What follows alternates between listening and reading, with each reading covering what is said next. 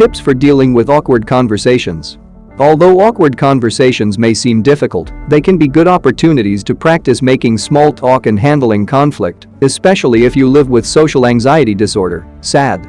You can learn to cope with awkward conversations by planning ahead, brushing up on your social skills, and knowing when to use a bit of humor. Survival tips. Try these tips for getting through your next awkward conversation. Understand the awkwardness. Manage the situation by understanding the cause of your unease. Perhaps there are lots of long silences, or maybe the other person has a strong opinion different than yours. Identify the reason for the awkwardness, and you will be one step closer to finding a solution. If the other person has just said something surprising, it's okay to reply with, "I am thinking about what you said," to give yourself time to process the information. Keep the conversation flowing.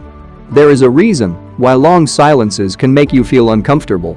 A 2010 study from the University of Groningen in the Netherlands published in the Journal of Experimental Social Psychology research showed that fluent conversations lead to feelings of self-esteem, social validation, and belonging to a group. Point 1. Do as much as you can to keep the conversation going, and both you and your conversation partner will feel more at ease. A good conversation is more about making music together than finding the perfect thing to say. Find the humor. If a conversation has become awkward, consider doing something to lighten the mood. You can do this by telling a funny joke or story, poking fun at yourself, or finding the humor in your current situation. Keeping the mood light will help to break the ice and move the conversation forward. Agree to compromise. Sometimes conversations are awkward because of disagreements. In these situations, always try to find a compromise. Practice empathy toward the other person and try to understand how he or she views the situation differently than you. Doing so may allow you to accept the other person's viewpoint without having to change your own. Listen and paraphrase. If you don't know what to say in a conversation, try simply reflecting back what you hear from the other person. If a new friend at school is upset about a poor grade on an assignment, say something like, "It sounds like you are really upset about your grade on that project." Often people simply want to know that their feelings are acknowledged rather than be offered solutions to their problems. Doing so also relieves you of the pressure of trying to think of what to say next. Ask a question.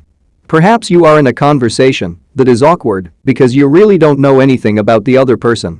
In these situations, it's best to ask questions to try and find mutual interests that can turn into conversations. If you know that you will be in a situation where you will be talking to strangers, try to plan at least 3 open-ended go-to questions that start with how or what that you can use if you get into an awkward conversation. Don't struggle too hard with these either. At a loss for words? Something simple like, "So, what's keeping you busy these days?" will suffice. Ask questions to dig deeper into a topic that was discussed earlier in a conversation, to clarify misunderstandings and to show that you are listening to the other person. Just be careful not to ask too many questions in a row, or you may come across as an interrogator. Offer a new topic. New discussion topics are perfect for lulls in conversation. Have a few of these ready to bring out the next time you sense nobody else has anything to say. Some examples of topics include popular television shows, something that you all have in common, such as an upcoming test at school, and current events. Be sure that the topic you introduce is something that will appeal to your conversation partners. New topics are also perfect for small talk with strangers. Even mundane things such as the weather can be good places to start. You might even consider doing some detective work to find out who you will meet and prepare some questions tailored to their interests. Offering a genuine compliment about a clothing item or hairstyle, for example, is also a fine way to talk about something new. Learn to give compliments with social anxiety. Be assertive. If you find yourself in a conversation with a person who is rude, who has asked you something inappropriate, or has made you uncomfortable, it is important to stand up for yourself. Take control by saying something assertive, such as, "I would rather not discuss that." If you find yourself the target of a difficult person, steer the conversation away toward a new topic and a new individual. Be careful not to keep uncomfortable feelings to yourself, or you may risk ending up resentful and bitter in the long run. 5 ways to boost your self-confidence. Keep quiet. Not all situations call for conversation. While it is true that fluent talk among friends builds camaraderie, if you find yourself in public settings with strangers, talking isn't always necessary. Your seatmate on the bus or plane might not be interested in making small talk the whole trip, and that's perfectly fine. If the other person gives a lot of one-word responses, folds his or her arms, or leans away, those are signals that he or she may prefer just to stay quiet. Deal with awkward topics. Use tact to manage situations that are awkward because of what has been said. Steer the conversation in a different direction by saying something like, "Oh, that's interesting. You know what else I heard the other day?" and continue talking about the less sensitive topic. If someone interjects an awkward comment in the middle of an ongoing conversation, consider pausing for a brief silence and then continuing the original line of discussion rather than addressing what was said, also known as saving face for the person who made the misstep. Other ways to handle awkward topics are to remain silent or be upfront that you are feeling uncomfortable. Say something like, "I'm not really one for gossip, it makes me feel a bit uneasy because I wouldn't want others talking about me like that. Could we talk about something else?" Awkward topics can sometimes even be what is left unsaid. Choose kindness. If someone is grieving a loss or there is a family dispute, it may form an undercurrent and create awkwardness in a conversation. Often the best way to handle these situations is to get it out in the open in a kind and compassionate way. Say something like, "I am so sorry for your loss. You must be having a hard time right now." However, if emotions are still very strong, such as in a family dispute, it might be best not to spend too much time acknowledging the issue, or you risk opening up old problems. Awkward topics can also include those where you have something to ask or a troublesome topic that you need to discuss. If you know that you will be facing an awkward situation like this, try to give the other person warning so that they are not taken by surprise. Let them know you have something important to discuss and set a time to do so. Exit gracefully. If there really is nothing else left to say, or you have some other reason for wanting to leave a conversation, be prepared and plan to do it gracefully. Always thank the other person for taking the time to talk. If someone is monopolizing your time and won't let you end the conversation, use an excuse such as needing to get another drink as a reason for exiting. Be understanding. Not everyone is a social butterfly who loves making conversation. Some people may live with shyness or social anxiety and take longer to warm up in new situations and with new people. If someone feels nervous around you because she doesn't know you, be kind and understanding. The awkwardness may have nothing to do with you. If the other person lives with social anxiety disorder, it may be fear or panic that is causing the awkwardness between you. People with SAD are afraid of being embarrassed in front of others, and it affects how they live their daily lives. Don't judge someone who appears awkward, nervous, or afraid. Instead, be friendly, show genuine interest by listening carefully, and find a topic of mutual interest to help make that person feel more comfortable. Manage your own social anxiety. If conversations are awkward because of your own shyness or social anxiety, do what you can to manage these feelings. Practice social skills, read self-help books about overcoming shyness and social anxiety, and see a therapist if your anxiety is severe and interfering with your life. You owe it to yourself and your future conversation partners to manage your feelings. Things to do if you have social anxiety disorder. Explain awkward endings. Sometimes conversations get cut short. Rather than ignore that a conversation ended awkwardly, apologize or acknowledge the situation the next time you talk with that particular person. Explain why you had to leave and how it was not personal. For those with social anxiety, explaining that sometimes social situations can be overwhelming can be helpful in putting the other person at ease. Help solve problems. Help someone solve a problem, and the awkwardness between you will easily dissolve. Asking a friend for advice is another great way to keep conversations interesting and flowing. Talking about problems and solutions can take a long time and give you something to check up on the next time you see someone. Effective problem-solving strategies. End with a summary. It's important to end conversations with a summary and a future plan. For example, you might say something like, "It was great talking about all the marathons you've participated in. Perhaps next time we are together we can plan for when I start training myself." This structured type of ending to a conversation helps to bring things to a natural close, but also leads to future discussions. A word from Very Well. Not every awkward conversation is a bad one, many can be salvaged with a bit of effort. By putting the above tips into practice, you will become more adept at being that person who always knows the right thing to say to make others feel better in your presence. Social anxiety disorder coping. Social media and social anxiety disorder. Social media use is becoming more commonplace, even among those with social anxiety disorder, SAD. This begs the question, are Facebook, Twitter, Instagram, and other platforms helpful or not for those who live with social anxiety? Overview. Whether or not social media is beneficial for people with social anxiety is a complex question. The answer depends on many factors, including how you use those channels of communication, what role they play in your life, and your tendency toward addiction. Point 1. Some of the benefits and disadvantages of social media for people with social anxiety are the same as those for those without the disorder.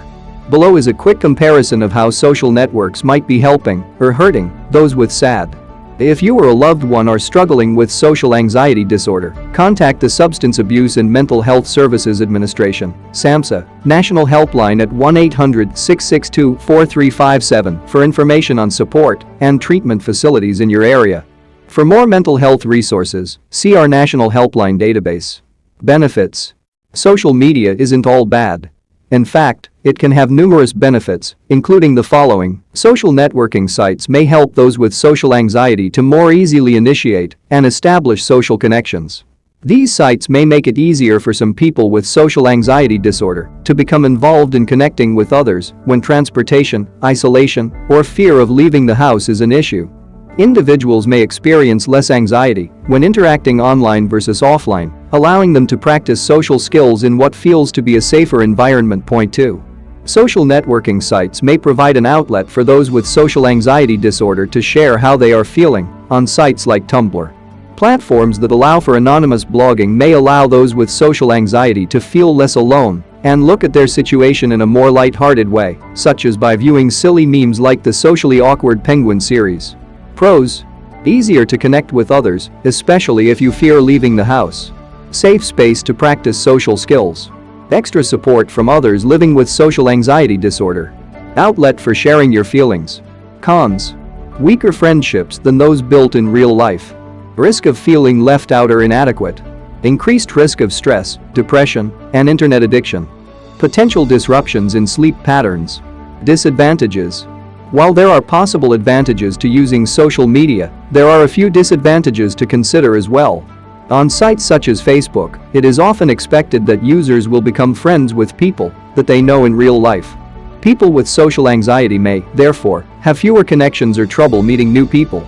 Individuals with social anxiety who have low self-esteem may express themselves in ways that are not appealing to others, making others less drawn to connecting with them. Friendships built mostly on social platforms may be weaker than those that have had a chance to develop in real life and lead to less actual bonding. Seeing all of the great things your Facebook or Twitter friends are posting about may make you feel left out or inadequate. Point 3. Same thing for seeing how many likes or comments others get on their posts compared to your own. For those with social anxiety who feel more comfortable behind a computer screen, there may be a tendency to rely too much on social networking sites to the exclusion of trying to make real-world connections. Social networking sites may make you think about all the things you don't have in your life, i.e., a partner, children, job. Constant use of social networking sites may increase stress, especially if you feel the need to be constantly connected to the online world. The use of social networking sites has the potential to make mental health issues worsen. If you are at risk for other issues such as depression and addiction, this can be particularly problematic. Staying up late to use social media could lead to problems falling asleep, and lack of sleep may lead to worsened feelings of anxiety or even depression. Finding out too much about someone before meeting that person by stalking their social networking accounts could actually lead to increased social anxiety when you finally meet up with that person in real life. People with social anxiety disorder may be at heightened risk for internet addiction disorder, Iowa. Point 4. In general, both positive and negative correlations were found between the use of social networking sites and mental wellness. Negative interactions and social comparisons on social networking sites were related to higher levels of anxiety. However, displays of social support and social connectedness on social networking sites were related to lower levels of anxiety. In addition, the use of social networking sites was related to lower levels of loneliness and higher levels of self-esteem and satisfaction with life. Point 2. 4 surefire signs of an internet addiction. Get advice from the Very Well Mind podcast. Hosted by Editor-in-Chief and therapist Amy Morin, LCSW, this episode of the Very Well Mind podcast shares effective ways to reduce screen time. Research findings. Overall, the findings of the meta-analysis suggest that the use of social networking sites may have both benefits and detractors for those with social anxiety disorder. A lot may depend on the individuals and how the sites are used. However, a review study found that most previous research was based on self-reported data and cross-sectional. At one point in time, point 5 specifically, studies suggested that people with social anxiety disorder were more likely to engage in passive use of Facebook, looking at other people's profiles, and less likely to engage in content production, posting, commenting, etc. People who brood or engage in anxious rumination may be more at risk for their social anxiety becoming worse when they use Facebook passively. For example, if you sit at home all day reading other people's Facebook posts, not posting anything of your own, not commenting on anyone else's status, your social anxiety may worsen. People may be able to tell on social networking sites that you have social anxiety because of how you interact. Examples include being relatively inactive or withdrawn in your interactions. In general, people with social anxiety are less likely to be users of Facebook, but more likely to be users of micro-blogging sites, such as Tumblr or Mispus. This may be because it provides an outlet to share feelings in a non-threatening atmosphere. People with social anxiety do not appear to be more likely to post negative content on social networking sites. However, whether you post positive or negative materials relates to how others respond to you. Positive updates are related to increased likes, while negative material results in lower positive feedback. People with social anxiety may receive more positive supportive comments from social networking friends and fewer negative interactions. This social support may play a protective role if you have high levels of social anxiety, leading to greater feelings of well-being. Where to find support groups for social anxiety disorder? A larger meta-analysis of studies about social networking sites and mental illness was conducted between 2005 and 2016. 5 researchers concluded that the impact of social media use for those with mental illnesses was mixed and that the quality of social media interactions was a key factor.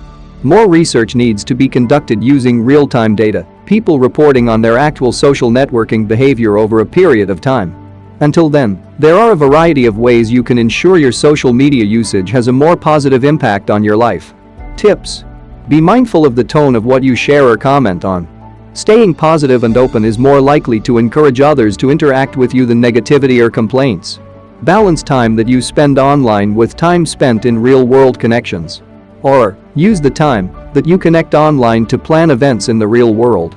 Practice mindfulness to become aware of your surroundings to prevent social networking from swallowing up your whole day. Point 4. Sign up for meetup groups or join groups with people who have similar interests or hobbies to yours. This can be particularly helpful if you have a very limited social circle in real life and want to use social networking to increase your connections. Remember that not everything online is 100% accurate. What you see on social networking sites is not necessarily a true representation of the lives of people you know. Some people only share the positive, others may only share the negative. Try not to compare or think about what others have that you don't. Use social media profiles to get to know people ahead of meeting them when they are on their way to becoming your friend. At the same time, don't obsess or spend too much time doing this, or it may backfire. Avoid being a passive user of social networking sites. Don't spend hours looking over other people's posts without sharing anything about yourself. Take advantage of the extra social support you may receive from your friends on social networking sites. Particularly if you have higher levels of social anxiety, this support may help to improve your feelings of well-being.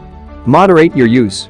Use social networking as a reward for getting other things done in the real world to prevent yourself from falling into an addictive pattern. Have a detached relationship with social networking. Recognize its strengths and weaknesses and never rely on it as your only means of communication. A word from Very Well. Think about how social media has served you so far. Do you feel more connected as a result of your time spent online or less connected? Make a list of 3 steps you can take toward positive change. Your list will be unique to you, but an example might be to only check social networking sites twice per day, to share something positive weekly, and leave a positive comment every other day. Another idea may be to join a group with like interests that have regular meetups in the real world.